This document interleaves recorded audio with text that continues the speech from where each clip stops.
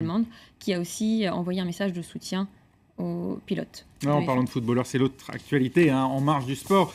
Cette fameuse double quenelle de Nicolas Anelka, le footballeur français, qui n'en finit pas de faire parler de lui ici en France. Absolument. Alors tout a commencé samedi, on s'en souvient. Nicolas Anelka après avoir inscrit son premier but de l'année au championnat anglais, a fait ce geste de la quenelle. Alors on a les images. Voilà, un geste qui est très controversé. Certains l'interprètent comme un geste antisémite, un salut nazi inversé. Pour d'autres, ça c'est pour les détracteurs. Pour d'autres, c'est un geste, disons, un bras d'honneur à la sauce Dieudonné.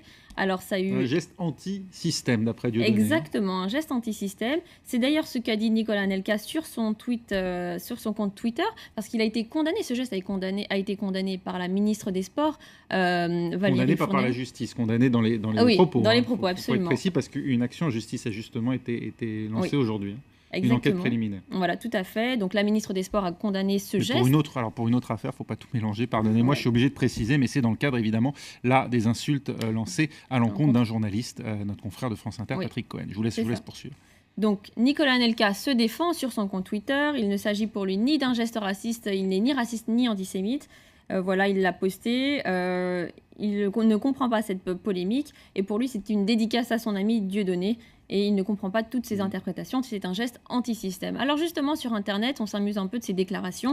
Nicolas Anelka contre le système, mais on a posté quelques-unes de ses photos, avec ce t-shirt de Che Guevara, ou encore Nicolas Anelka qui était invité au journal de Mickey, ou encore cette autre publicité de Nicolas Anelka pour une célèbre marque de chips, et Nicolas Anelka avec une pub pour un déodorant, pour des yaourts, ou avec sa belle berline, ou encore Nicolas Anelka pour une publicité pour cette chaîne de fast-food. Donc Nicolas Anelka, anti-système, ça fait encore on voit qu'il n'hésite pas effectivement, en tout cas à prêter son nom à des grandes marques et son image au passage. Exactement. Alors, elles sont clairement dans le système, ça là-dessus, il n'y a pas de doute. Il n'y a pas de problème.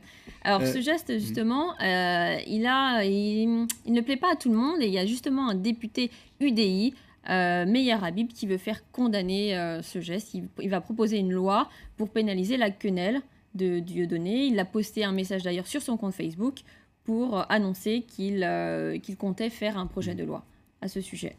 Alors même François Hollande a évoqué des propos ou des actes dont le caractère antisémite ne peut pas être nié.